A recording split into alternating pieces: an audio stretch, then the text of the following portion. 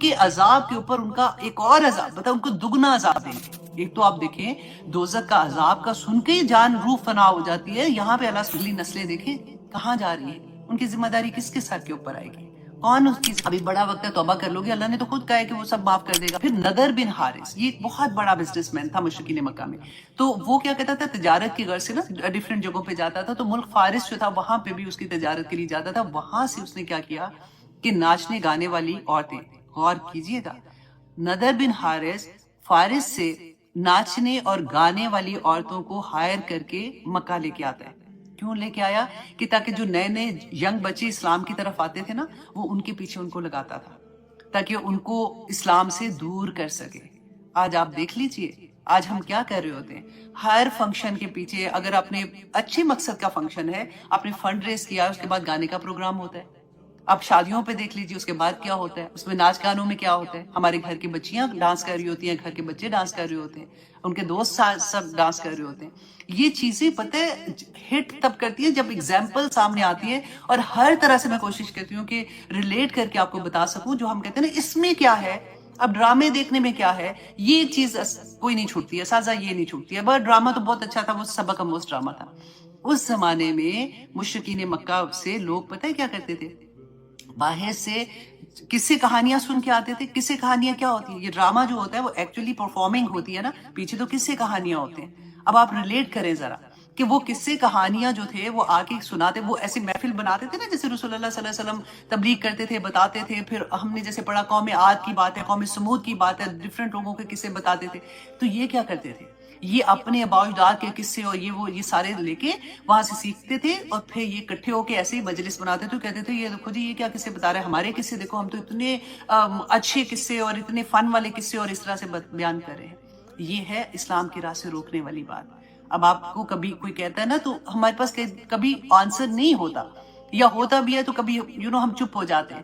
تو اللہ سبحانہ تعالیٰ نے ان دونوں چیزوں کو کہا کہ وَصَدُّوا عَن سَبِيلِ اللَّهِ، کہ اللہ کے راستے سے روکتے تھے، زِدْنَاهُمْ، کہ ہم زیادہ کریں گے، عذاباً، عذاب فوق عذاب، ان کے عذاب کے اوپر ان کا ایک اور عذاب، بتا ان کو دگنا عذاب دیں گے۔ ایک تو آپ دیکھیں دوزخ کا عذاب کا سن کے ہی جان روح فنا ہو جاتی ہے، یہاں پہ اللہ سبحانہ تعالیٰ فرما رہے ہیں ان کو دگنا عذاب دیا جائے گا۔ اللہ اکبر۔ بیما کیوں دیا جائے گا؟ بیما کانو یفسدون، کہ وہ فساد کرتے تھے۔ فساد کیا ہوتا ہے؟ فتنہ کریٹ کرنا، بیلنس خراب کر دینا کسی چیز کا۔ فتنے میں آپ دیکھیں کہ کیا ہوتا ہے کہ ہماری اگلی نسلیں دیکھیں کہاں جا رہی ہیں، ان کی ذمہ داری کس کے سر کے اوپر آئے گی؟ کون اس کی ذمہ داری لے گا؟ میں اور آپ کون ہیں؟ کنتم خیر امۃ اخرجت للناس تعمرون بالمعروف وتنہون عن المنکر۔ ہم اللہ سبحانہ تعالیٰ نے امت بنا کے ایسی امت بنائی ہے کہ رسول اللہ صلی اللہ علیہ وآلہ وسلم کے بعد ہم میں سے ہر عورت، ہر مرد، ہر بچہ داعی دین ہے۔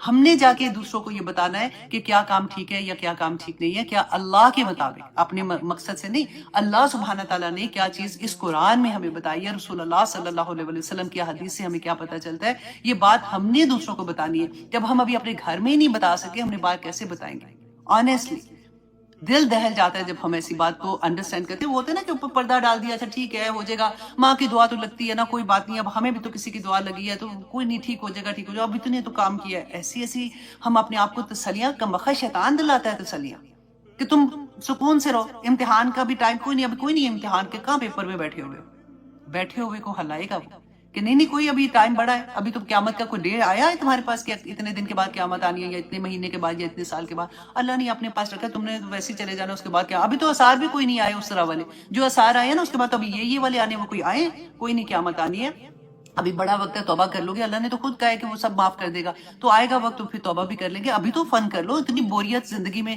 فالتو بیٹھے ہم تو ڈپریشن ہونا شروع ہو گیا میری زندگی سے، I have to go outside, I have to do something. یہ سارا کچھ شیطان کا بخت کراتا ہے۔ اللہ سبحانہ تعالیٰ فرماتے ہیں کہ جو فساد کرتے ہیں نا، جو فتنہ کریٹ کرتے ہیں، اس وجہ سے کہ دنیا میں انہوں نے، اللہ سبحانہ تعالیٰ نے تو دنیا بڑی خوبصورت بنائی، پوری دنیا دیکھے، ہمارا پوری دنیا کائنات بنائی، زمین سے آسمان کی ایک ایک چیز اسی سورہ میں پڑھ کے آ رہے ہیں ہمارے لیے۔ اللہ سبحانہ لکم تمہاری غلام بنا کے، اللہ نے تمہارے نوکر بنا دیے۔ نہ باہر کی دنیا کو چھوڑو، تم اپنی ذات میں دیکھو کہ تمہارے ہاتھ، تمہاری پاؤں، تمہاری آنکھیں، یہ سب تمہارے نوکر ہیں۔ तुम एक चीज सोचती हो कि मुझे खारिश हो रही है तो यहाँ पे उठ के ऐसे खारिश करना शुरू कर देती है। तुम्हारे नौकर है, तुम्हें भूख लगती है, कैसे तुम खाना खाती हो, तुम्हारे एक एक अज़ा को अल्लाह सुब्हानहू तआला ने तुम्हारे तुम्हें उस तरह से दे दिया हुआ है कि वो तुम्हारे लिए, वो कहते हैं ना, काम करने वाले बन जाते हैं। इतना कीमती इंसान, इतना कीमती इंसान और नेमतों से लदा हुआ इंसान, फिर भी हम अल्लाह के हुक्म ना माने, फिर भी हम, और हुक्म अल्लाह सुब्हानहू तआला को कोई फर्क नहीं पड़ता कि तुम हुक्म मानो या ना मानो, ये मैं गुनाह करूं या ना करूं, पूरी कायनात अल्लाह सुब्हानहू तआला के सामने सजदा रेज़ है और अल्लाह सुब्हानहू तआला के अहकामात के मुताबिक जिंदगी गुजार रही है। एक बंदा तो तेरी औकात के, अगर तू ना भी करेगा तो अल्लाह सुब्हानहू तआला को कोई फर्क नहीं पड़ना, लेकिन अल्लाह सुब्हानहू तआला तुझसे मोहब्बत इतनी करते हैं कि अल्लाह सुब्हानहू तआला नहीं चाहते कि तुम कोई गलत काम करो, क्योंकि वो तुम्हारी जात में तुम गलत कर रहे हो ना, लेकिन तुम मेरे किसी और, अल्लाह सुब्हानहू तआला फरमाते हैं, मेरे किसी और बंदे पे जुल्म करोगे, तुम झूठ बोलोगे, लेकिन उसका असर किसी और की जात पे होगा ना, उसी को तुम झूठा बना रहे होगे, तुम चुगली लगाओगे, उसकी जात को खराब करने की कोशिश करोगे, तुम धोखा दोगे, उस बंदे को तकलीफ देने की कोशिश करोगे, सारी चीजें इधर से उधर जा रही हैं। अल्लाह सुब्हानहू तआला ऐसे नहीं कि फरमाते हैं कि देखो ये ऐसे ना करो, ऐसे ना करो। बंदा सोचता है क्या है, अब क्या इतने ये भी ना करे वो भी ना करे, कभी सोचो तो सही।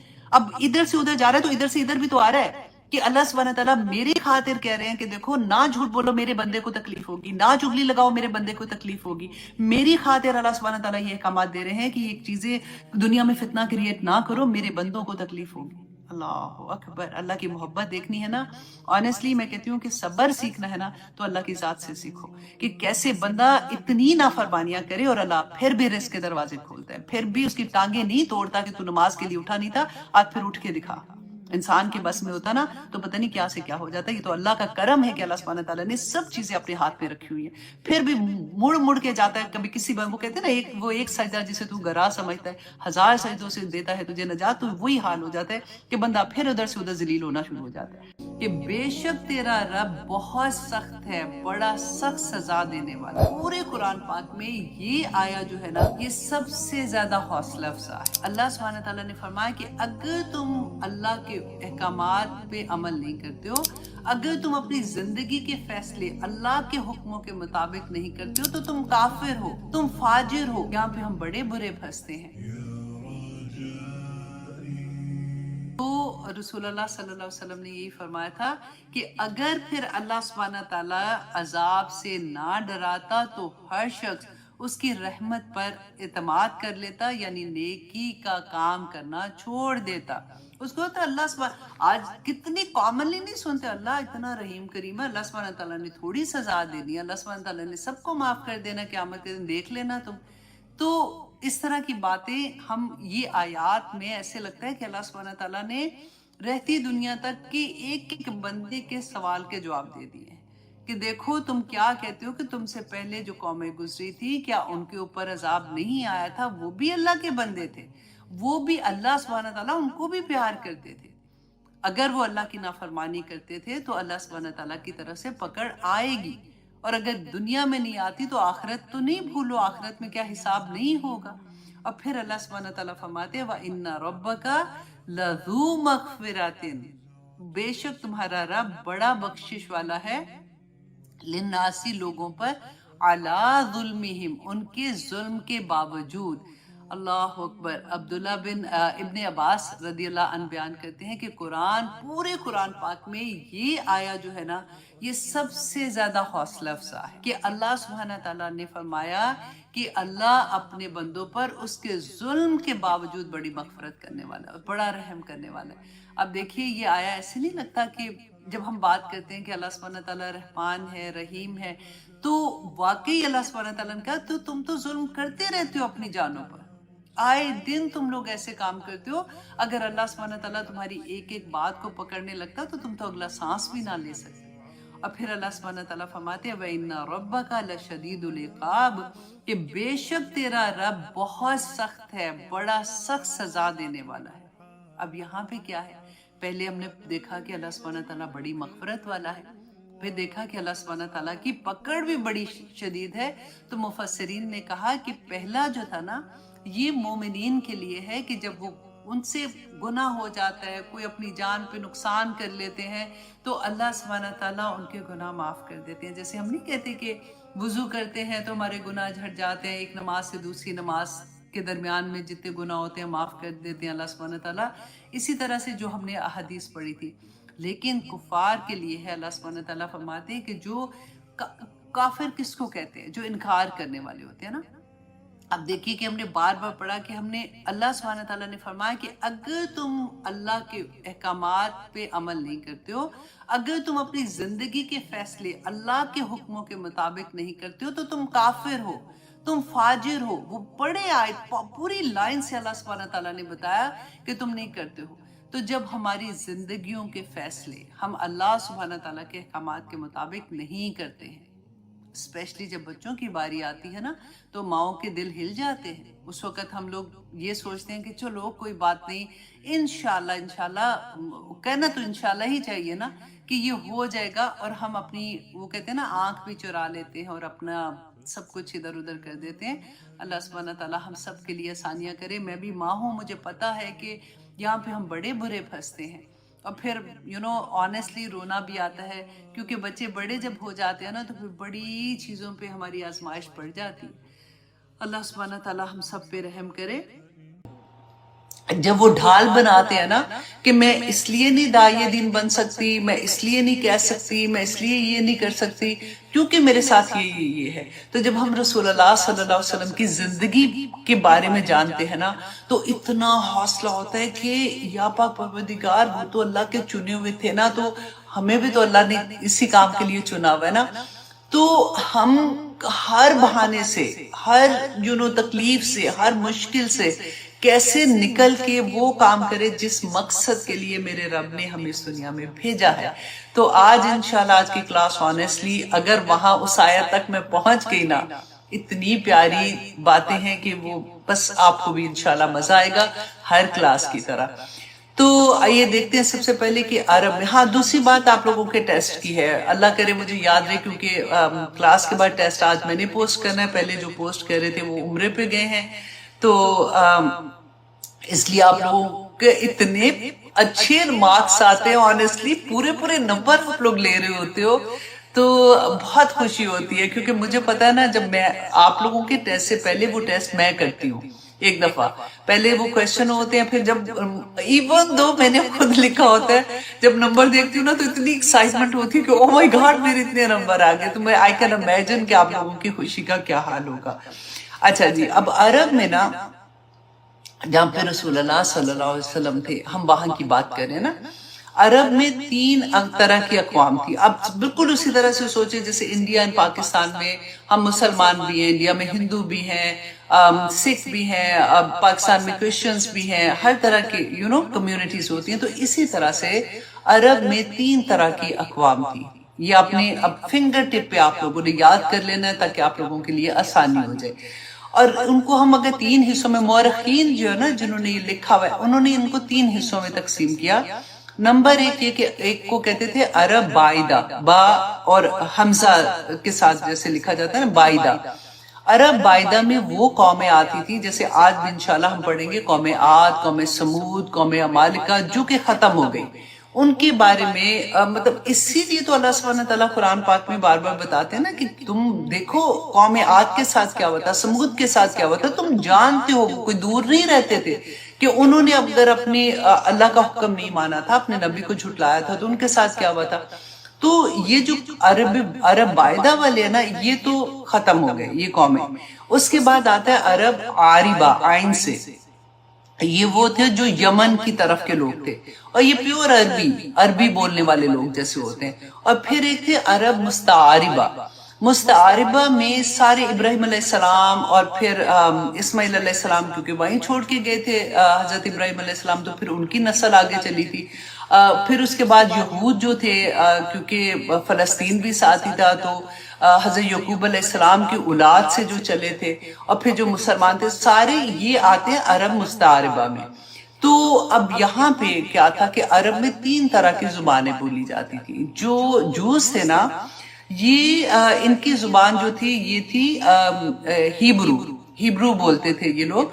हमने पढ़ा था ना कि हजरत जब रसूल अल्लाह सल्लल्लाहु अलैहि वसल्लम पे पहली वही आई थी तो वो वापस जब घर आए थे तो बीबी हजरत खदीजा रदी अल्लाह अन्हा अपनी कजन के पास लेके गई थी तो वो इब्रानी जुबान बोलते थे। तो ये जो यहूद की जुबान थी ना ये इब्रानी जुबान थी।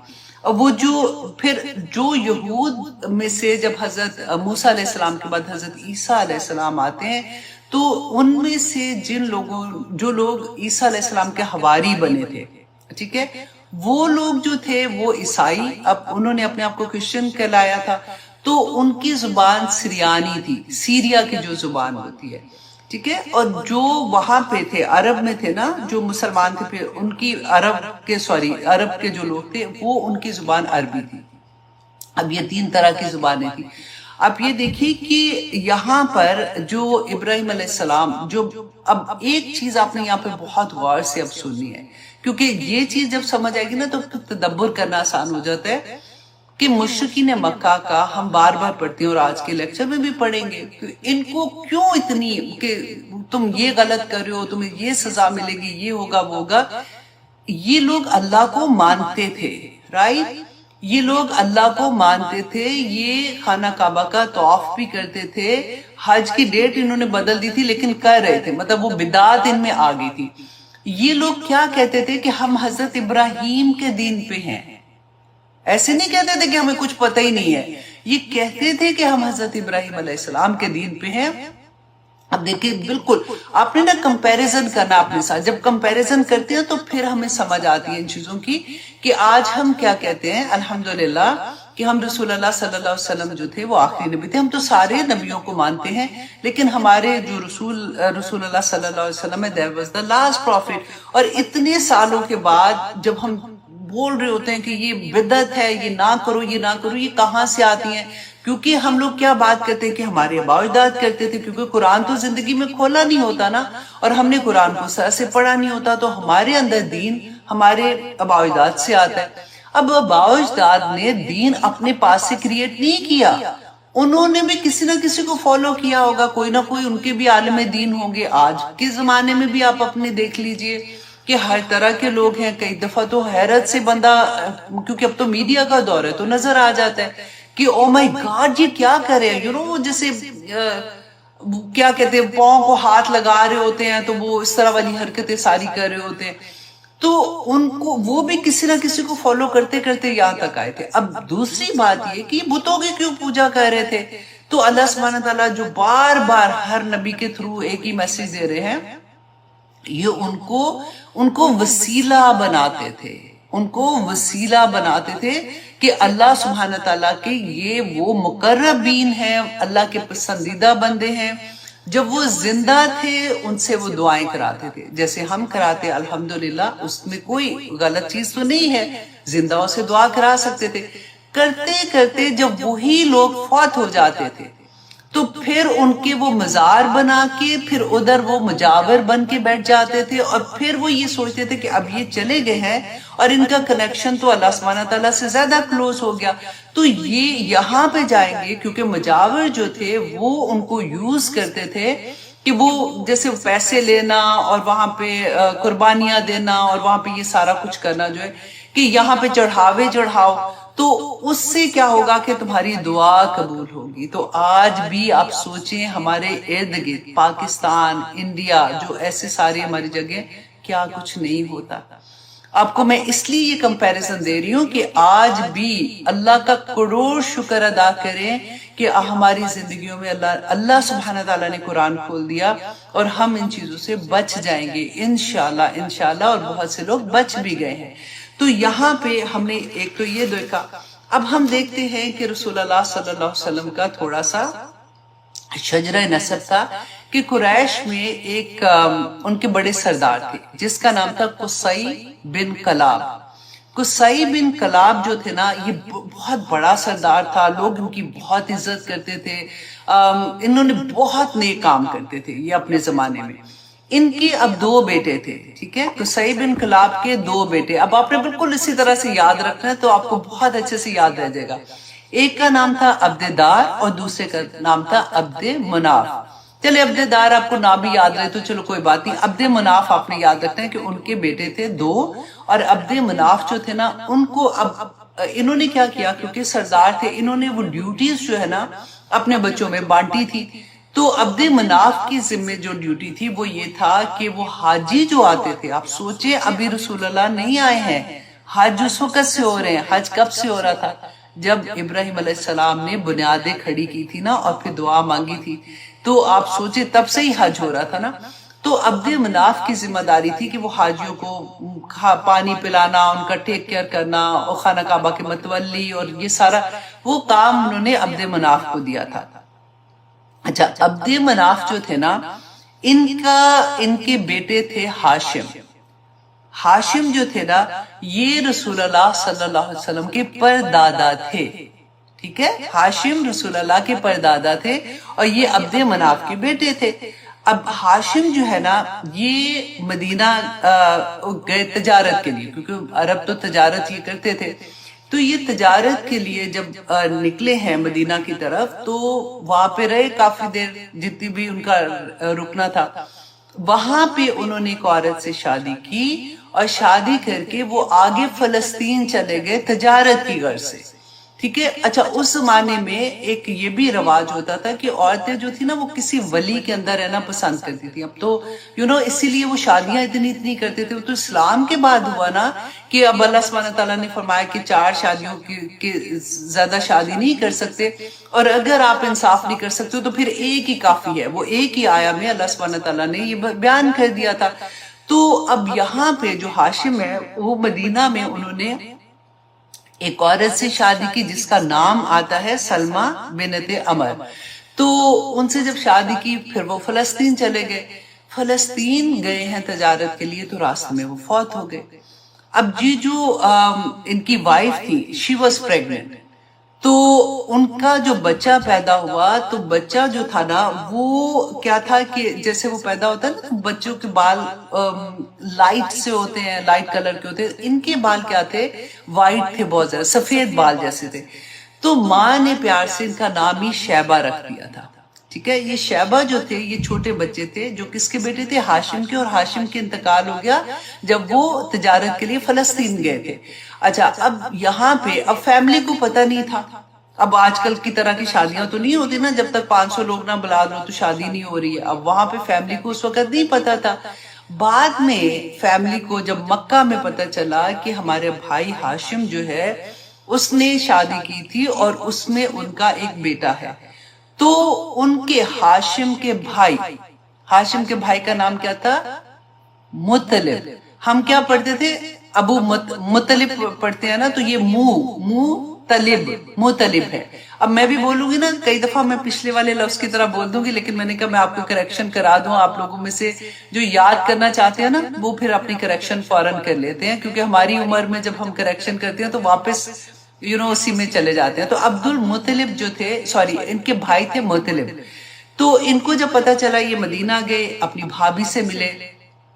انہوں نے جا کے کہا کہ آپ ہمارے ساتھ مکہ میں آ جائیں اور ہم آپ کی کفالت کی ذمہ بھی اٹھاتے ہیں. اور آپ کی جو بھی ان کے آپس میں ڈسکشن ہوئی انہوں نے پھر جب منع کیا جانے سے کہ نہیں میں ادھر ہی ٹھیک ہوں تو انہوں نے کہا کہ اچھا پھر اگر آپ نہیں جانا چاہتی تو یہ بچہ جو ہے یہ ہمارے بھائی کی نشانی ہے آپ ہمیں یہ بچہ دے دیں ہم اس کی ٹیک کیئر کریں گے. تو اس بات پہ وہ راضی ہو گئی. انہوں نے وہ بچہ مطلب جو تھے نا ان کو دے دیا کہ ٹھیک ہے آپ اس کو لے جائیں.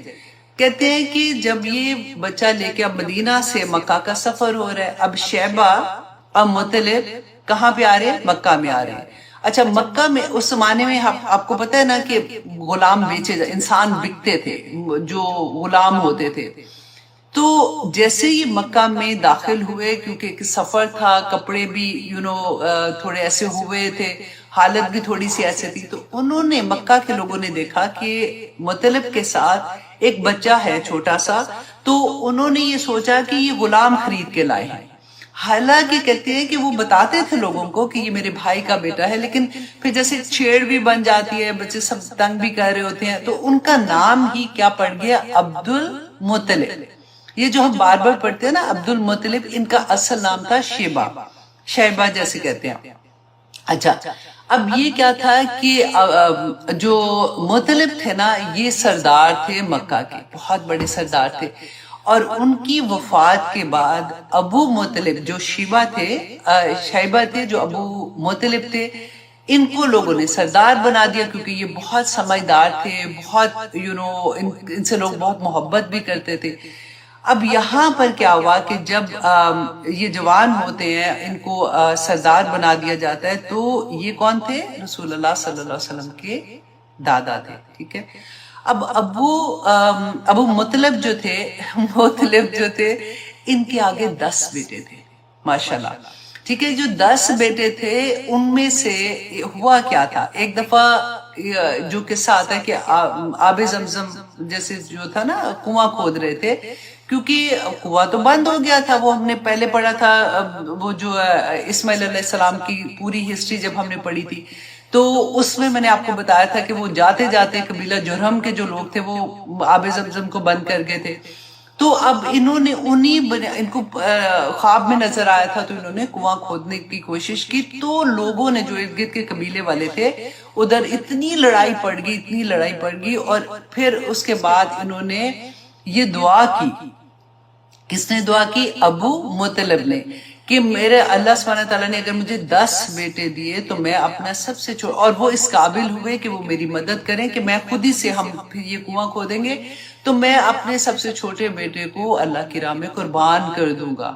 اب سوچیے، اسماعیل علیہ السلام کا واقعہ یاد ہے نا، ابراہیم علیہ السلام کا، شاید ان لوگوں میں یہ ایسی بات ہوتی ہو اس زمانے میں، کیونکہ ابھی تو اسلام کا تو دور دور تک بھی نہیں نا پتا تھا۔ تو اب یہ انہوں نے منت مانگی۔ اب کیا ہوا کہ اللہ نے 10 بیٹے دے دیے۔ اب سب سے چھوٹا بیٹا جو تھا وہ کون تھا؟ عبداللہ۔ عبداللہ کون تھے؟ رسول اللہ صلی اللہ علیہ وسلم کے فادر۔ اب یہ جب پیدا ہوئے تو ان کو یہ یاد تھا کہ میں نے یہ منت مانگی ہے، تو انہوں نے پھر اپنے وقت کے جو بھی تھے عالم دین جو بھی اس زمانے کے تھے، ان سے یہ پوچھا کہ اب اس کا کفارہ میں کیسے ادا کروں گا، کیونکہ وہ میں ایسے نہیں کرنا چاہ رہا ہوں۔ تو انہوں نے جو بھی آپس میں ان کی ہوئی بات کہ جی 10 اونٹوں کے برابر مطلب ذبح کر دے تو یہ ہو جائے گا، وہ چٹ نکالنی تھی۔ اب کیا ہوا کہ پہلی دفعہ جب چٹ نکالی تو پھر عبداللہ کا نام نکل آیا۔ اب پھر انہوں نے کہا کہ جی 10 اور زیادہ کر دیں، تو 20 اونٹ کیے، پھر عبداللہ کا نام نکل آیا، پھر 30 کیے، پھر عبداللہ کا نام نکل آیا۔ وہ چٹ نکالتے تھے جیسے تو پھر وہی نام نکل آتا تھا، کرتے کرتے 100 اونٹ تک بات آ گئی، اور جب 100 اونٹ پورے ہوئے تو پھر جب چٹ نکالی تو پھر وہ یہ تھا کہ اونٹ ذبح کرنے کا نکل آیا تھا۔ تو اس لیے یہ واقعہ بہت مشہور بھی تھا۔ یہ تھے عبداللہ، ٹھیک ہے۔ اب عبداللہ جو تھے، ان کی شادی جو تھی، ان کا نکاح بی بی آمنہ سے ہوا تھا، جو بہت اچھے فیملی کی تھی اور بہت بلند پایا کہتے ہیں خاتون تھی۔ ان کے ساتھ ان کا نکاح ہو گیا۔ اب جب نکاح ہوا تو یہ بھی تجارت کے لیے مدینہ یا پھر شام، یہ دونوں چیزیں آتی ہیں، ڈیفرنٹ اوپینین ہے کہ اس سائٹ پہ گئے ہیں۔ اور جب یہ گئے ہیں تو اچھا، اب بی بی آمنہ واز پریگننٹ ود رسول اللہ صلی اللہ علیہ وسلم، اور فادر جو تھے رسول اللہ کے عبداللہ، یہ گئے ہیں تجارت کے لیے۔ اور اگین وہی چیز ہوتی ہے کہ ان کی راستے میں کچھ ایسا واقعہ ہوتا ہے کہ ان کی ڈیتھ ہو جاتی ہے، اور جب وہ فوت ہو جاتے ہیں تو خبر آتی ہے، تو اس وقت تک رسول اللہ بھی پیدا نہیں ہوئے تھے۔ جب یہ پیدا ہوتے ہیں تو اس لیے کہتے ہیں ہم لوگ کہ رسول اللہ صلی اللہ علیہ وسلم یتیم تھے۔ آپ سوچیں ذرا کہ جب پیدا ہوئے تو ان کے چچا جو تھے ابو لہب کے بارے میں آتا ہے نا کہ انہوں نے جو لونڈی تھی اس کو آزاد کر دیا، اتنے خوش تھے، صوبیہ جو تھی۔ اب رسول اللہ صلی اللہ علیہ وسلم دیکھیں 6 سال کے جب پیدا ہوئے ہیں، پھر 6 سال کے تھے تو ان کی مدر کی بھی ڈیتھ ہو گئی، پھر 8 سال کے تھے تو ان کے جو وہ تھے ابو طالب تھے، ان کے دادا جو تھے ان کی وفات ہو گئی۔ تو اس طرح سے ہم لوگ جب پڑھتے ہیں کہ وہ کیا ان کی زندگی میں تھا، انشاءاللہ اس کی ڈیٹیل آگے میں آپ کو سناتی رہا کروں گی، تاکہ آپ لوگوں کو یہ پتہ چلے کہ اس طرح کے حالات سے جب بچہ گزرتا ہے اس کے باوجود وہ دین کا جو کام کرے تھے۔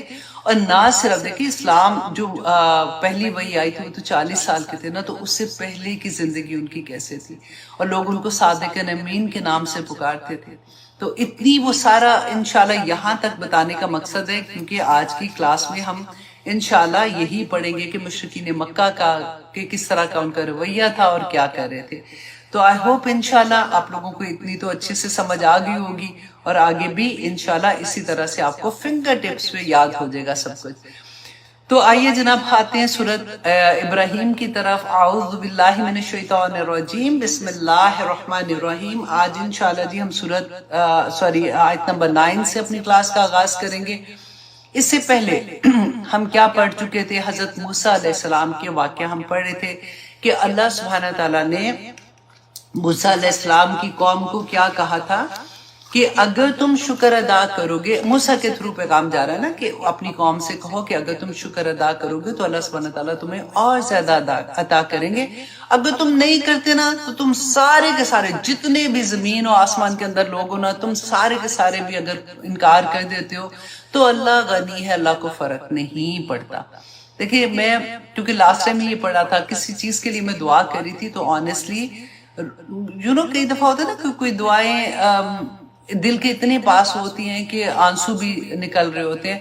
تو میں یہی بات اللہ سبحانہ تعالیٰ سے، میں کہ اللہ سبحانہ تعالیٰ آپ کو تو نہیں فرق پڑتا نا کہ سارے کے سارے خراب ہو جائے، تب بھی نہیں فرق پڑتا، سب کے سب نیک ہو جائے، لیکن ایک ماں کو تو فرق پڑ رہا ہوتا ہے، ایک بہن کو فرق پڑ رہا ہے، ایک بیٹی کو فرق پڑ رہا ہے. یا اللہ پلیز دعا قبول کر لیں. تو اس طرح سے آیات کا واسطہ اللہ سبحانہ تعالیٰ کو تو دے کے جیسے بات کرتے ہیں نا تو پھر تسلی بھی ہو جاتی ہے. اللہ سبحانہ تعالیٰ سے جب بات کرتے ہیں نا تو اسی طرح سے کیا کریں کہ اللہ ہمیں جو بھی ہماری زندگیوں میں چیزیں آتی ہیں، دیکھیں زندگیاں آسان کوئی نہیں ہے. جو نظر آتا ہے نا بس کیونکہ الحمدللہ لوگوں میں صبر ہوتا ہے نا تو نہیں بتاتے ہیں، لیکن ہر انسان کسی نہ کسی طرح سے اگر ایک کی یہ پرابلم ہے تو دوسری کی یہ، تو تیسری کی ایک کی پیچھے آ رہی ہے، ایک کی آگے سے چل کے ابھی گزری ہے تو پیچھے والی تیار کھڑی ہوئی ہے.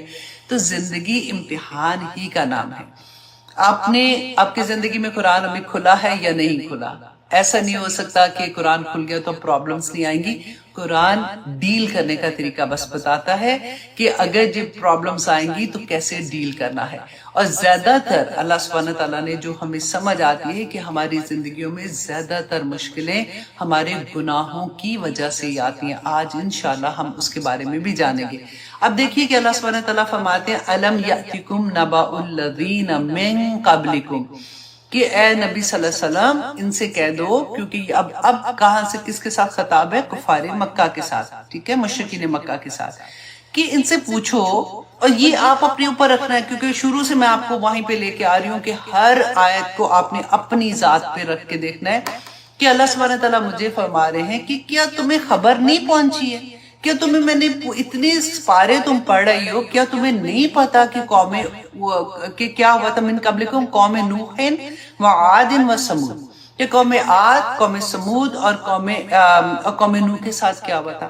اب سمود کی جو قوم تھی نا یہ حضرت صالح علیہ السلام کی قوم تھی، جن کے اونٹنی کا یاد ہے آپ کو ذکر کہ انہوں نے معجزہ مانگا تھا اور اللہ نے معجزہ دکھا دیا، اور پھر انہوں نے کیا کیا تھا. اسی طرح سے آپ دیکھیں کہ ہمیں بھی تو بتایا نا اللہ سبحانہ تعالیٰ نے، کب سے پڑھتے آ رہے ہیں. تو اللہ سبحانہ تعالیٰ خبریں کیوں دے رہے ہیں، یہ باتیں کیوں یہ قصے کیوں بتا رہے ہیں؟ اس لیے کہ ہم ان سے سبق سیکھیں کہ ہم جو یہ ٹھنڈی ٹھنڈی باتیں کر رہے ہوتے ہیں نا، کچھ نہیں ہونا، اللہ سبحانہ تعالیٰ نے سب کو معاف کر دینا ہے، ایسے تھوڑی ہوگا اللہ سبحانہ تعالیٰ نے یہ بھی کر دینا وہ کر دینا ہے. یہ قوموں کے لوگ بھی انسان تھے، اللہ نے پیدا کیے تھے، اللہ کی مخلوق تھے. اللہ وہی سینٹنس جو میں اپنے لیے بولوں کہ اللہ 70 ماؤں سے زیادہ پیار کرتا ہے تو ایسے کیسے کر سکے گا؟ ان سے بھی اللہ 70 ماؤں سے زیادہ ہی پیار کرتے تھے. یہی بات اللہ سبحانہ تعالیٰ فرماتے ہیں کہ جب انہوں نے اپنے نبیوں کی بات کو جھٹلایا. آپ یہ دیکھیں کہ ہم اپنی ذات میں دیکھیں کہ رسول اللہ صلی اللہ علیہ وسلم پہ وحی آتی تھی، اور یہ قرآن پورے کا پورا اللہ سبحانہ تعالیٰ کا پیغام ہے نا. تو اس قرآن میں جو اللہ کے احکامات ہیں میں اور آپ کتنا مانتے ہیں اور کتنا نہیں مانتے ہیں. یہی بات اس آیہ میں اللہ سبحانہ تعالیٰ نے فرمائی، ان سے پوچھو کہ کیا نہیں پتا کہ جو انہوں نے نہیں مانا تھا تو پھر ان کے ساتھ کیا ہوا تھا، اس دنیا میں کیا ہوا تھا. اور پھر اللہ سبحانہ تعالیٰ نے فرمایا وَالَّذِينَ مِن بَعْدِهِمْ، اور وہ لوگ جو ان کے بعد آئے تھے، ला यालमुहुम इल्लल्लाह, कि तुम नहीं जानते उनको मगर सिर्फ अल्लाह। ये तो कुछ कौमों के किस्से मैंने, अल्लाह सुब्हानहू तआला ने फरमाया कि कुछ कौमों के किस्से मैंने तुम्हें सुनाए हैं, तुम नहीं जानते उसके अलावा कितनी। अब आजकल देखें जब खुदाइयां होती हैं तो नीचे पूरे पूरे शहर निकल आते हैं, पता ही नहीं होता ये कौन से शहर थे, कौन ये लोग थे, इनके साथ क्या हुआ था। तो अल्लाह सुब्हानहू तआला ने फरमाया कि तुम नहीं जानते हो सिवाय अल्लाह के, कि वो जानता है कि कौन लोग थे और उनके साथ क्या हुआ था। और वजह क्या थी, वजह क्या थी, जाअतहुम रुसुलुहुम बिल बय्यिनात, कि उनके पास उनके रसूल बय्यिनात लेके आए थे, पूरी बय्यिनात लेके। आज कुरान बय्यिना नहीं है क्या? आज रसूलुल्लाह सल्लल्लाहु अलैहि वसल्लम ने बय्यिना अहदीस नहीं है हमारे पास, हम जानते हैं ना। फिर हमारा अमल क्यों वैसा नहीं होता? हम क्यों पिक एंड चूज करते हैं कि ये तो हम कर सकते हैं और ये हम नहीं कर सकते? अल्लाह अकबर। अब देखिए, और अल्लाह सुब्हानहू तआला फरमाते हैं कि उनके पास उनके रसूल बय्यनात लेके आए, फरद्दू अयदियहुम फी अफवाहिम। ये एक मुहावरतन होता है, जैसे कहते हैं ना कि किसी की बात सुन के उसने उंगली दांतों में दबा ली, बिल्कुल इसी तरह से कि उन्होंने फेर लिया अपने हाथों को अपने मुंहों पर। एक तो कहते हैं बात ने इसको डिफरेंट तरह से कहा कि जैसे कोई बात करते थे तो कहते, ऐसे कहते ना शोर होता है कि इस तरह से कि हमें हमारे कान में नहीं सुनाई दे, और कई दफा होता है मुंह ही बंद कर दो कि बस करो अब देखो आज, अब ये सारी आयात ना आप में से हर कोई दाई दीन है। आप अपनी जात पे रख के देखें कि कई दफा ऐसे ही नहीं लगता कि जब आप किसी को अल्लाह का कोई पैगाम देना चाहते हो या बात कर रहे हो तो कहते बस करो ना, वो ऐसे लगता है कि मुंह ही बंद कर दो कि बस करो यार, अब तो फन करने आए हैं, पार्टी में आए, तुम फिर वही बातें करना शुरू हो गई। कितनी दफा ह्यूमिलिएशन का एहसास होता है, लेकिन यही आयत इंसान को इतनी एलिवेट करती है, इतनी एलिवेट करती है कि देखो अगर आज का दौर में हम सोचें कि ये कितना मुश्किल है, तो आप सोचिए वो दौर भी आसान नहीं था जब नबियों के साथ ऐसे हुआ था, जब रसूलों ने ये कायम, सहाबा ने ये बताया कि अगर ऐसे हुआ था तो उनके साथ जुल्म की इंतहा हुई थी, तो किस तरह से वो जमे रहे थे। तो यही बात हमने सीखनी है कि हमने अपना जो अल्लाह सुब्हानहू तआला ने जिस मकसद के लिए पैदा किया ना, मकसद को नहीं छोड़ना। ये सब चीजें अल्लाह सुब्हानहू तआला ने हमें जो दुनिया में दी है, वो अल्लाह सुब्हानहू तआला ने हमारे अपनी नेमतें अता की है। हमारी, वो कहते हैं ना कि छोटी छोटी नेमतों के साथ अल्लाह सुब्हानहू तआला हमें खुश करते हैं, हम अल्लाह का शुक्र अदा करते हैं। लेकिन असल मकसद अगर हम भूल गए ना, तो आप सोचिए बर्बाद हो जाएंगे, बैंकरप्ट हो जाएंगे। अल्लाह सुब्हानहू तआला बार बार यही बात बताते हैं कि वक़ालू, और उन लोगों ने कहा, किन लोगों ने जो नबियों के साथ ऐसे कर रहे थे, क़ालू इन्ना कफरना बिमा उरसिलतुम बिही, कि हम इनकार कर रहे हैं उससे जो तुम लेके आए हो, जो पैगाम तुम दे रहे हो ना, हमने कोई नहीं माना। आज भी आप देख ले, आप कितनी, आप देखिए, आप जो आप में से दर्स दे रहे होते हैं ना, कहीं पे बुलाते हैं या आप अच्छी बात करने जाते हैं, आप सोचिए एक ही तरह का क्वेश्चन बार बार आपसे पूछेंगे, क्या नेल पॉलिश लगा के नमाज हो जाती है? अच्छा, क्या हम लैशेस लगा सकते हैं? क्या हम आर्टिफिशियल जो बाल हमने सर पे लगाने होते हैं, क्या वो लगा के नमाज पढ़ सकते हैं? हर दफा क्यों पूछते हैं कि शायद कोई एक हाँ बोल दे तो उसको दलील बना के कहेंगे हाँ इसलिए हम कर सकते हैं। हमें पता होता है, हमें पता होता है। अब हम, आज का मीडिया का दौर है, जिनको जानना होता है बहुत आसानी से सबको जान लेते हैं। मैं आपको छोटी एग्जांपल्स इसलिए देती हूँ कि ये तो हमारी जिंदगी में आए दिन के काम है ना, जो हम अपने इर्द गिर्द देखते हैं। तो अल्लाह सुब्हानहू तआला फरमाते हैं कि उन्होंने कहा कि भाई तुम जो बता रहे हो ना, हमने कोई नहीं मानना, ये तो बड़ी मुश्किल चीजें हैं। व इन्ना लफी शक्किम मिम्मा तदऊनना, कि हमें तो इसमें शक है जो तुम बताते हो। तुम्हें पता, अकल अभी 4 दिन तो तुम्हें हुए हैं कुरान तुम्हारी जिंदगी में, पहली जिंदगी क्या भूल गई हो? तुम्हें इतनी पता चल गया, हमने तो फलां को भी सुना हुआ। नहीं नहीं नहीं, ऐसी बात नहीं है, हमें तो शक है जो तुम बात कह रही हो। इलाही मरीब, और जो तुम कहते हो सब बेचैन कर देना वाला शक जो होता है ना, उसको कहते हैं। आप देखें कि अगर आपको कोई चीज ऐसी बताता है, फॉर एग्जाम्पल मेरी जात में कोई जो भी एक कमी है, मुझे कोई बताएगा ना, मैं बेशक उसको रिएक्ट करूंगी कि नहीं ऐसे तो नहीं है, नहीं ऐसे नहीं है, ऐसे क्या होंगी। लेकिन जब मैं घर में अकेली होंगी ना, तो मुझे वो बात याद रहेगी, क्योंकि जिसने मुझे ये बात कही है ना, اس کی اپنی ذات میں مجھے نظر آئے گا کہ وہ پریکٹسنگ لڑکی ہے جس نے مجھے یہ بتایا ہے، تو وہ جھوٹ تو نہیں کہہ رہی. تو پھر دل ضرور ہلتا ہے بندے کا. یہی ان کا بھی حال ہوتا تھا، ان کا دل ہلتا تھا لیکن پھر وہ دنیا کی طرف آ جاتے تھے، اور پھر اس کو وہ ہوتا ہے نا پردہ ڈال دینا کانوں پہ بھی آنکھوں پہ بھی کہ نہیں نہیں کوئی نہیں ہے، اب سارے تو کر رہے ہیں، اب کیا ہے. اور پھر کوشش یہ کریں کہ دوبارہ سے ان لوگوں کے ساتھ نہ ملے تاکہ وہ دوبارہ سے ایسی باتیں نہ ہمیں بتائیں. اب آیت نمبر 10 میں اللہ سبحانہ تعالیٰ فرماتے ہیں قولت، کہا کس نے، رسولہم، ان کے رسولوں نے، افی اللہ شکن، کہ کیا تم اللہ کے بارے میں شک کرتے ہو، فاطر السماوات والارض، کہ جو پیدا کرنے والا ہے آسمانوں اور زمینوں کو. یہ کیوں کہا جا رہا ہے؟ کیونکہ they believe on this کہ آسمان و زمین اللہ نے پیدا کیے. ہم نے پہلے پڑھا نا، اللہ سبحانہ تعالیٰ نے فرمایا تھا پوچھو ان سے کہ آسمان و زمین کو کس نے پیدا کیا، تو کہیں گے کہ اللہ نے. تو پھر کہاں تم پھرتے جا رہے ہو؟ کیوں تمہیں اس بات کی سمجھ نہیں آ رہی کہ وہ رب جس نے آسمان و زمین کو پیدا کیا، کیا وہ تمہیں نہیں تمہاری ہیلپ نہیں کر سکتا؟ کیا وہ تمہیں کسی اور کے وسیلے سے جا کے اس کے ساتھ مانگنا پڑے گا؟ کیا تم اتنا اس کو کمزور سمجھتے ہو کہ تم گناہ کرو، تم لوگوں کو تنگ کر رہے ہو، تم دنیا میں فساد کر رہے ہو، تم بے حیائی فساد ہی تو ہے، تم دنیا کو پلیوٹ کر رہے ہو اور تمہیں کوئی سزا دینے والا نہیں ہے. تم کیسے ہو کہ اللہ کے بارے میں شک کرتے ہو؟ اللہ سبحانہ تعالیٰ فرماتے ہیں یدعوکم، اللہ تمہیں بلاتا ہے. اب دیکھیں ایک عام، اب اپنی زندگی میں دیکھیں کہ جب کسی کے گھر سے دعوت آتی ہے، فار ایگزامپل ہمارے ارد گرد کے لوگوں میں ایک کسی کا مقام ذرا بلند ہے، ہمارے نزدیک تو وہ پیسہ ہی ہوتا ہے نا، کہ بڑے کسی امیر بندے کے گھر سے دعوت آ جاتی ہے تو کیا حال ہوتا ہے. آپ کبھی غور کریں، مرتے ہیں لوگ کہ مجھے انویٹیشن ہی، اور جس کو آ جاتا ہے وہ سمجھتا واو جی مجھے تو انویٹیشن آ گیا ہے ادھر کا. ٹھیک ہے، اور یہاں پہ کون بلا رہا ہے؟ فاطر السماوات والارض، میرا اللہ مجھے بلا رہا ہے. اب سوچئے تو صحیح اس بات کو کہ اللہ سبحانہ تعالیٰ فرماتے ہیں کہ اللہ تمہیں بلا رہا ہے.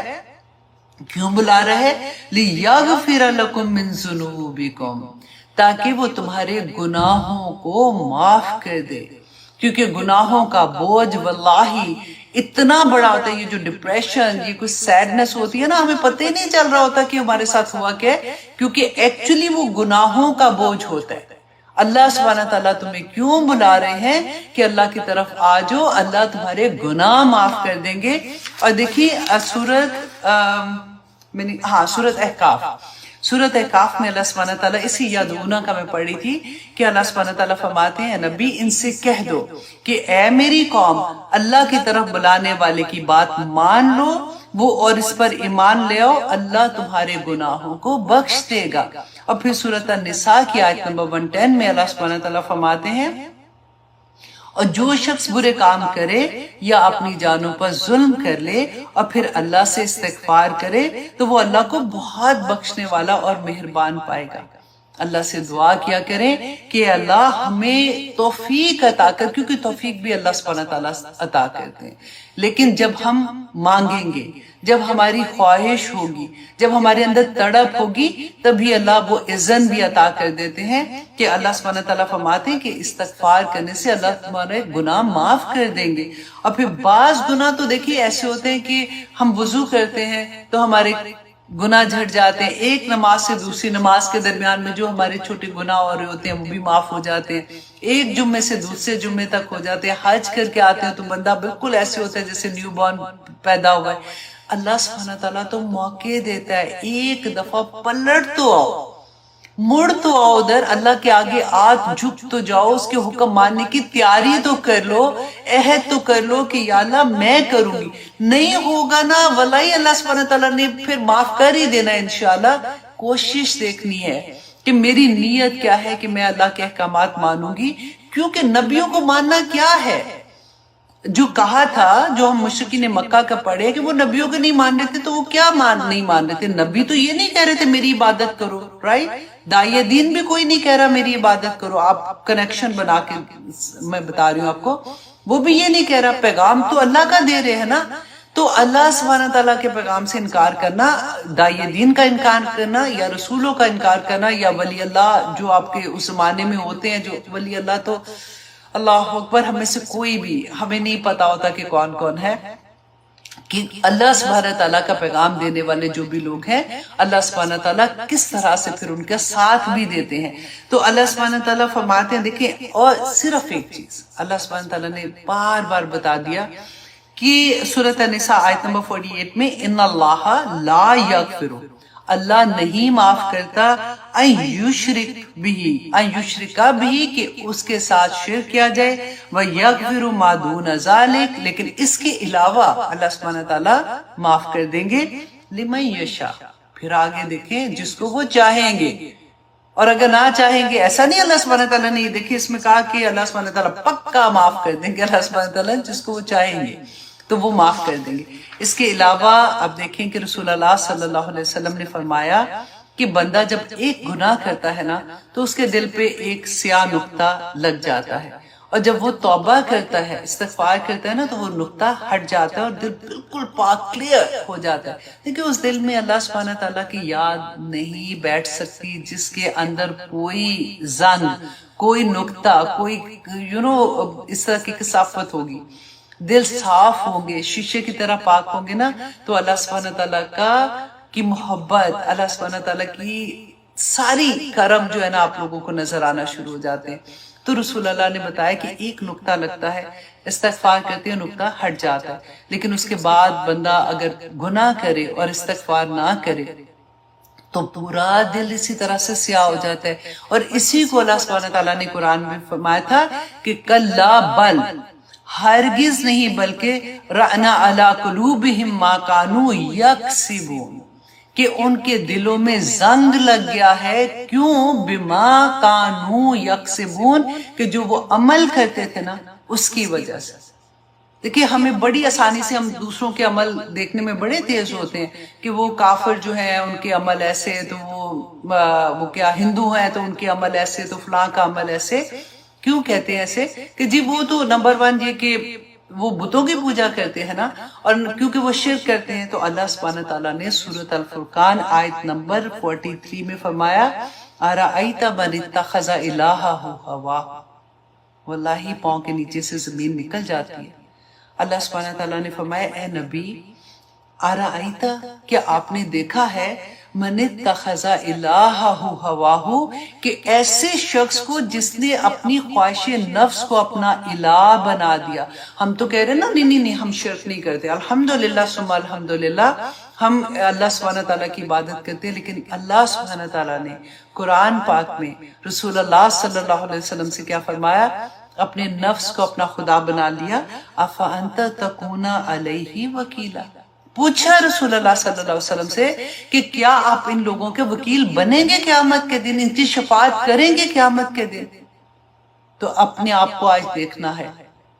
آنیسٹلی کلاس کے بعد صرف یہ دیکھیں کہ میں اللہ کے احکامات سے پیچھے کیوں رہ رہی ہوں. خواہش نفس ہے، اور اس کے علاوہ اور کیا چیز ہے؟ میں اچھی نہیں لگوں گی، مجھے لوگ ایکسپٹ نہیں کریں گے، شاید دوست مجھے میرے چھوڑ دیں، میرے رشتہ دار چھوڑ دیں گے، میرا فلان لوگ میرا مذاق اڑائیں گے. تو پھر خواہش نفس کس کی ہوئی؟ خدا کس کو مانا؟ اللہ سبحانہ تعالیٰ نے. اسی لیے میں بار بار کہتی ہوں کہ قرآن بینہ ہے، آپ سوچئے تو صحیح. اور پھر حدیث میں آتا ہے کہ حضرت عبداللہ بن مسعود فرماتے ہیں کہ گناہوں سے اتنی پیاری بات ہے، توبہ کرنے والا شخص ایسا ہے جیسے اس نے کوئی گناہ کیا ہی نہیں ہے. 32 لاکھ دینار ان کے جو باقی بچ گئے تھے. وہ کہتے کہ اگر اس کو اندازہ لگایا جائے پاکستانی روپیز میں تو 51 ارب. آپ دیکھیں آج کل ہم ایسے ہی پریس ہو جاتے ہیں، فلاں کے پاس کیسے یہ صحابہ تھے، خالی ہاتھ آئے تھے مدینہ میں، اور اللہ سبحانہ تعالیٰ نے ان کو کیسے نوازا تھا. 51 ارب 74 کروڑ 77 لاکھ 82,400 روپے بنتا ہے اس کو اگر تقسیم کیا جائے. تو کہتے ہیں کہ ساری زندگی، اور اتنے سمپل تھے کہ اگر اپنے غلاموں، بے شمار غلام تھے ان کے، اگر غلاموں کے درمیان میں اپنے جو کام کرنے والے بھی تھے نا ان کے درمیان میں چل رہے ہوتے تھے تو کوئی پہچان بھی نہیں سکتا تھا کہ یہ ان کا مالک ہے. اس طرح کا حال تھا ان کا. اور وہ کہا کرتے تھے کہ ان کی زندگی کے جو اصول تھے کاروبار کے، नंबर 1 ये कि उन्होंने कहा कि कभी उधार माल लेके मैंने काम नहीं किया। नंबर 2 कि उधार माल बेचा नहीं कभी भी। नंबर 3 ये कि कभी माल को रोका नहीं, मतलब जमा नहीं किया कि आज जरूरत है तो चलो जी अभी रोक लेता हूं, तो कल को जब लोगों को ऐसा होगा तो फिर मैं इसको ज्यादा कीमत पे बेचूंगा। कभी उन्होंने माल को बेचा रोका नहीं। और यहाँ तक कि अगर उनका माल होता था और उनको ये होता था कि मैं कम कीमत पे भी बेच के ताकि ये माल निकल जाए और फिर मैं उसी से अगला माल ले लूंगा, तो ये उनका एक असूल था। और उन्होंने चौथी बात ये कही कि मैंने अपने माल का ऐब कभी किसी से छुपाया नहीं। बेचने वाले को वो अगर माल में कोई ऐब होता था तो उसको बताते थे उनको। अच्छा, इसके बाद मैंने एक हदीस जो पढ़ी ना, तो मुझे इतना अच्छा लगा कि हम मुसलमान जो है ना, अक्सर चीजें हम अपनी असल बेसिकली भूल जाते हैं कि रसूलुल्लाह सल्लल्लाहु अलैहि वसल्लम ने फरमाया कि रिस्क के 10 दरवाजे हैं। कितने दरवाजे हैं? 10 दरवाजे हैं। उनमें से 9 दरवाजे जो है ना, जो तजारत करते हैं, अपना बिजनेस खुद करते हैं, एंटरप्रेन्योर जैसे कहते हैं ना, खुद से करते हैं। 9 दरवाजे रिस्क के जो है ना वो तजारत की वजह से खुलते हैं।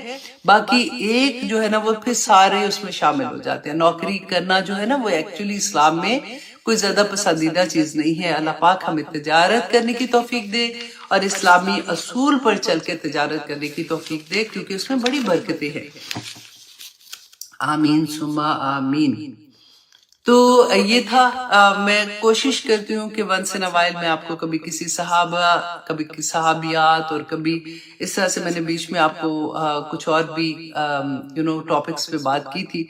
तो आज मैंने कहा चलो अब्दुर्रहमान बिन औफ के बारे में बात करते हैं और देखते हैं कि इतने थोड़े अरसे में अल्लाह सुब्हानहू तआला ने कैसे, और ना सिर्फ ये एक सहाबी थे, बड़े बड़े सहाबियात, इंशाल्लाह मैं आपको उनके बारे में भी बताऊंगी। तो आइए जनाब, हम अपने सबक की तरफ आते हैं। हम सूरत नहल कर रहे हैं और हमने देखा था कि आज इंशाल्लाह हम उसकी आयत नंबर 38 करेंगे। ठीक है जी। हमने लास्ट क्या देख रहे थे कि अल्लाह सुब्हानहू तआला ने फरमाया कि अल्लाह हदायत नहीं देता, ला यहदी मन युदिल्लु, जो गुमराह कहता है, वमा हदायत नहीं देता उसे जिसे वो गुमराह करता है, वमा लहुम मिन नासिरीन, और उनके लिए कोई मददगार नहीं होता। तो अल्लाह किसको गुमराह करते हैं? अल्लाह सुब्हानहू तआला खुद तो गुमराह ऐसे नहीं करते ना। अब ये कॉन्सेप्ट जो है ना, ये अक्सर बच्चों में भी होता है और कई दफा जो इल्म के बगैर बात करते हैं उनको भी होता है कि अल्लाह सुब्हानहू तआला कहते हैं कि उनकी जो कुछ है दुनिया में वो अल्लाह की मर्जी से चल रहा है, तो फिर अल्लाह ही है तो हदायत दे, वरना बंदा क्या हदायत लेगा। तो इस तरह की सेंटेंस हम अक्सर सुनते हैं। देखिए कायनात में, और एक दफा ये भी होता है कि कहते हैं कि जी फलां जगह पे जैसे पूरे के पूरा घर चोरी करके ले गया बंदा, तो कहते हैं जी कुछ छोड़ा तो नहीं, तो ये अल्लाह की मर्जी से क्या हुआ है कि अल्लाह सुब्हानहू तआला चाहते थे कि ये सारा कुछ हो जाए।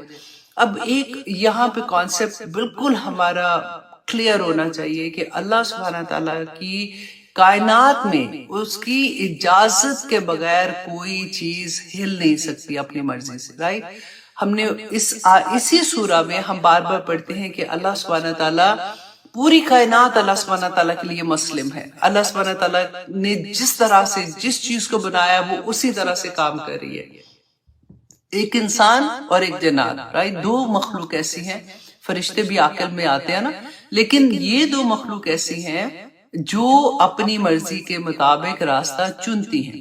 अल्लाह सुब्हानहू तआला की इजाजत के बगैर कुछ नहीं होता। ये सेंटेंस बिल्कुल अपनी जगह पे रख के इस अगली बात को सुनिए।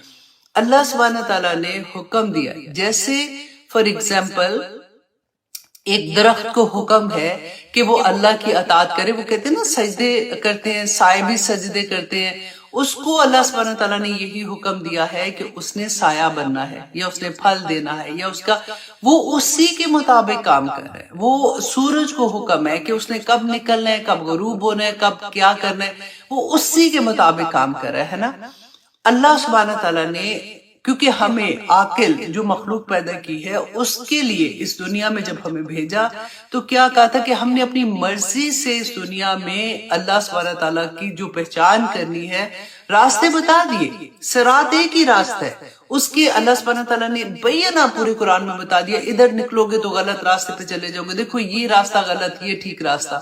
مرضی ہماری ہے، اللہ سبحانہ تعالیٰ نے حکم دے دیا ہے کہ جو انسان جس طرح سے چلنا چاہے اس کو اس پہ ہی چلانا ہے، رائٹ؟ تو وہ ساری فورسز جو اس دنیا میں ہے، دیکھیں ہماری آنکھ پلک پہ بھی فرشتے ہیں، وہ جھپکنے پہ بھی فرشتے، مطلب ایک ایک چیز پہ اللہ سبحانہ تعالیٰ نے فرشتے رکھے جو ہماری حفاظتیں کرتے ہیں، ان کو اللہ کی طرف سے یہی حکم ہے۔ ہماری سوچ جو کام کر رہی ہوتی ہے نا، اس کو جس طرح سے وہ کام کرتی ہے اس طرح سے اس کو کرنے کا اذن دیا جائے گا۔ اذن بھی اسی انسان کو اللہ کے حکم سے ہی ملتا ہے۔ اب وہ برائی میں آگے نکلتا ہے تو وہ نکل جاتا ہے، اگر وہ وہاں سے پلٹتا ہے، وہ توبہ کر لیتا ہے، اس کو سمجھ آتی ہے، وہ اللہ سبحانہ تعالیٰ سے معافی مانگتا ہے، وہ اللہ سے دعائیں کرتا ہے، تو جو ہماری ایون تقدیر میں لکھا ہوا ہے وہ بھی پلٹ جاتا ہے، کیونکہ اللہ سبحانہ تعالیٰ نے فرمایا خود سے کہ جب میرا بندہ میرے سے دعائی تو ایک ہتھیار ہے ہم لوگوں کے پاس، اس کے علاوہ ہمارے پاس ہے کیا؟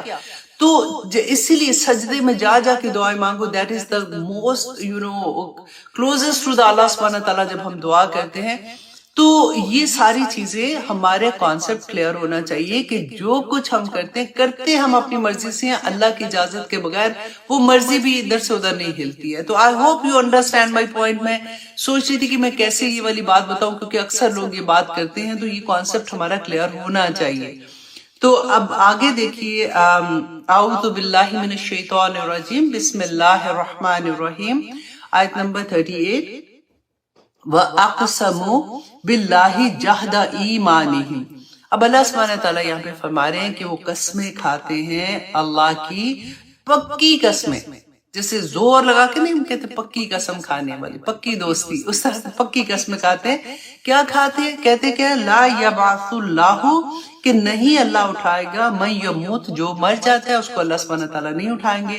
اللہ سبحانہ تعالیٰ فرماتے ہیں بلا، ہاں ہاں کیوں نہیں، وعدن علیہ حقا، کہ اللہ کا وعدہ تو حق ہے، سچا ہے۔ اب اس کی ایک شان نزول یہ آتی ہے کہ ایک مسلمان تھا، اس نے مشرک سے کوئی قرض واپس لینا تھا، تو اس سے مطالبہ کر رہا تھا، تو اس نے یہ کہا کہ اللہ کی قسم جس سے میں مرنے کے بعد ملنے کی تمنا کرتا ہوں۔ تو مشرک نے کہا کہ کیا تیرا خیال ہے کہ مرنے کے بعد تو اٹھے گا واپس؟ تو اس نے کہا کہ ہاں کیوں نہیں۔ تو اس نے کہا کہ پھر اس نے قسم کھا کر یہ کہا کہ اللہ کی قسم مرنے کے بعد اللہ سبحانہ تعالیٰ نہیں اٹھائے گا۔ تو کہتے اس پر پھر یہ آیا نازل ہوئی تھی۔ اور پھر حدیث میں ہے، ابن عباس رضی اللہ عنہ بیان کرتے ہیں کہ اللہ سبحانہ تعالیٰ، رسول اللہ صلی اللہ علیہ وسلم نے فرمایا کہ اللہ سبحانہ تعالیٰ فرماتے ہیں کہ بندہ جو ہے اس نے مجھے، ابن آدم نے مجھے جھٹلایا، حالانکہ اس کو مناسب نہیں تھا کہ وہ مجھے جھٹلائے۔ اور پھر اللہ سبحانہ تعالیٰ نے فرمایا کہ ابن آدم نے مجھے گالی دی، اللہ اکبر، ابن آدم نے مجھے گالی دی حالانکہ اس کے لیے مناسب نہیں تھا کہ وہ مجھے گالی دے۔ جھٹلانا یہ ہے کہ اللہ سبحانہ تعالیٰ انکار کر دے بندہ کہ میں دوبارہ واپس نہیں اٹھایا جاؤں گا۔ الحمدللہ مسلمانوں کا یہ عقیدہ نہیں ہے۔ اور دوسرا یہ کہ مجھے گالی دینا یہ ہے کہ وہ اللہ کی یعنی میری اولاد بناتا ہے، اور الحمدللہ ہمارا یہ بھی عقیدہ نہیں ہے۔ تو اللہ سبحانہ تعالیٰ نے فرمایا کہ میری ذات پاک ہے اس سے کہ میں اپنے لیے بیوی یا اولاد بناؤں۔ اچھا، اب قسم جو ہے نا، اب اس کے بارے میں بھی ہم تھوڑا سا جان لیتے ہیں، کیونکہ ہماری زندگی میں یہ بہت بڑا کردار ادا کرتی ہے۔ دیکھیں، ایک تو وہ قسم ہے، اللہ سبحانہ تعالیٰ نے سورۃ البقرہ میں آیت نمبر 225 میں فرمایا لا یؤاخذکم اللہ باللغو فی ایمانکم، کہ اللہ تمہاری لغو قسموں پہ نہیں پکڑے گا، وَلَٰكِن يُؤَاخِذُكُم بِمَا كَسَبَتْ قُلُوبُكُمْ وَاللَّهُ غَفُورٌ حَلِيمٌ، کہ لیکن وہ پکڑے گا تمہیں کس پر؟ جو تمہارے دل نے، مطلب جو جان بوجھ کے نہیں ہوتا، ہمیں پتا ہوتا ہے کہ ہم جھوٹی قسم کھا رہے ہیں، اس پہ تمہارا مواخذہ اللہ سبحانہ تعالیٰ کرے گا۔ اور پھر اللہ سبحانہ تعالیٰ فرماتے ہیں کہ وہ تو بڑا بخشنے والا اور حلم والا بھی ہے۔ اب یہاں پر آپ دیکھیے کہ قسم، ایک تو وہ قسم ہے جو، کیونکہ عرب لوگوں میں نا یہ ایک رواج ہوتا تھا واللہ واللہ، جیسے اکثر میں جب پڑھ رہی ہوں تفسیر کر رہی ہوتی ہوں تو اس طرح سے ایک ہوتا ہے کہ ایک عادت ہوتی ہے اور اس میں ایک زور پیدا کرنے کے لیے بندہ اس طرح سے کہتا ہے، تو اس پہ اللہ سبحانہ تعالیٰ نے فرمایا کہ کوئی پکڑ نہیں ہے، لیکن پکڑ کس کے اوپر ہے؟ جو آپ جان بوجھ کے، آپ کو پتا ہے کہ آپ نے جھوٹ بولا ہے اور آپ کسی پہ فار ایگزامپل الزام لگا ہوا ہے، یا پھر کسی بھی لیول سے آپ کو پتا ہے کہ قسم کیسے، جھوٹی قسم کیسے ہوتی ہے۔ لیکن امام مالک نے بڑی ڈر والی بات کہی، انہوں نے کہا کہ انسان کسی بات پر قسم کھائے اور جان رہا ہو کہ وہ جھوٹا ہے، گناہ گار ہے، اس طرح کرنے سے وہ کسی کو خوش کر ہے، مطلب جھوٹی قسم کھانے سے وہ کسی کو خوش کر ہے یا کسی کا حق مارنا چاہتا ہے، تو یہ عظیم گناہ ہے اور کفارہ اس کی تلافی نہیں کر سکتا۔ تو پھر کیا کرنا ہوگا؟ پہلے توبہ کر کے آپ کو 2 رکعت نماز نفل اللہ سبحانہ تعالیٰ سے وہ بات بولنی پڑے گی، وربلی بولنی پڑے گی کہ میں نے یہاں پہ یہ غلطی کی ہے، میں نے جھوٹی قسم کھائی تھی، اللہ سبحانہ تعالیٰ مجھے معاف کر دیں، اللہ سبحانہ تعالیٰ انشاءاللہ معاف کر دیں گے، دین کفارہ بھی دے دے۔ اچھا، اب اس کا کفارہ کیا ہے؟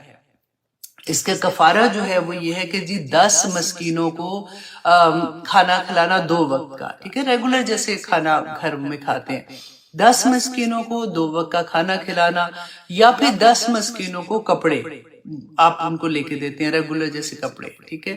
اور ایک یہ بھی آتا ہے جو غلام کو آزاد کرنا، لیکن اب تو غلام ہے نہیں ہے نا۔ تو تیسرا انہوں نے کہا کہ اگر اچھا تیسرا یہ تھا کہ 3 روزے رکھنا، اور یہ دیکھیں اس میں اتنی سختی ہے کہ اگر ایک روزہ آپ کا فار ایگزامپل اپنے 2 رکھے، آپ بیمار ہو گئی یا تیسرا نہیں رکھا، تو تیسرا اگر ساتھ نہیں ملایا نا تو واپس آپ کو 3 رکھنے ہیں، مسلسل 3 روزے رکھنے کا ہے، یہ اس کا کفارہ ہے۔ اور ایک حدیث میں آتا ہے کہ جو شخص قسم کھانا چاہے اسے چاہیے کہ وہ صرف اللہ کی قسم کھائے ورنہ خاموش رہے۔ پھر رسول اللہ نے فرمایا کہ خبردار اللہ کے سوا کسی اور کی قسم نہ کھاؤ۔ ہم اکثر سنتے ہیں نا، لوگ تو آرام سے میرے اللہ معاف کرے، جب کوئی اتنی بڑی مصیبت میں پھنساتے ہیں نا یا سامنے کوئی ایسا ہوتا ہے تو پھر کیا کہتے ہیں کہ مجھے میرے بچوں کی قسم میں نے نہیں کہا، مجھے میرے فلاں کی قسم، اللہ معاف کرے۔ اتنی بڑی حدیث ہمارے سامنے کہ رسول اللہ نے فرمایا کہ جس نے اللہ کے سوا کسی اور کی قسم کھائی اس نے شرک کیا، اور شرک کی معافی کوئی نہیں ہے نا، ہم نے کتنی دفعہ پڑھا ہے، اس نے شرک کیا۔ اب ایک قرآن کی قسم ہم کھا سکتے ہیں کیونکہ قرآن اللہ کی مخلوق نہیں ہے، اینی تھنگ جو اللہ کی مخلوق میں آتی ہے نا اس کی ہم قسم نہیں کھا سکتے۔ قرآن دیکھیں، اسی لیے یہ اتنا بڑا فتنہ ہوا تھا مامون رشید کے زمانے میں۔ اس وقت انہوں نے علماء سے کیا کہا تھا، سب کو بلا کے کہا تھا کہ یہ فتویٰ دو کہ قرآن جو ہے وہ اللہ کی مخلوق ہے، لیکن امام احمد بن حنبل اس ایک بات پہ کہتے ہیں، بہت بڑے بڑے نام علماء کے تھے جو مان گئے تھے اور اپنی جان انہوں نے چھڑا لی تھی اس سے۔ اور جب انہوں نے امام احمد بن حنبل کو کہا کہ آپ بھی مان جائیں تو اتنا وہ ظلم کرتے ہیں، کوڑے مار رہے تھے، کہتے ہیں کہ ان پہ جتنا ظلم کیا گیا تھا ان کے بارے میں آتا ہے کہ اگر ہاتھی کو بھی اتنا مارا جاتا نا تو وہ بھی برداشت نہ کرتا۔ تو احمد بن حنبل نے کہا کہ دیکھو تمہیں اجازت ہے، تم اگر اپنی جان بچانے کے لیے ایسے کر رہے ہو کیونکہ جان کا مسئلہ ہے، لیکن میں ایسا نہیں کر سکتا کیونکہ مجھے اتنے لوگ فالو کرتے ہیں، کل کو لوگ یہ کہیں گے کہ میں نے ایسے کہا ہے تو وہ پھر جتنے لوگ بھی یہ کام کریں گے یا کہیں گے تو اس کا گناہ میرے سر پہ آئے گا، تو وہ نہیں مانے تھے۔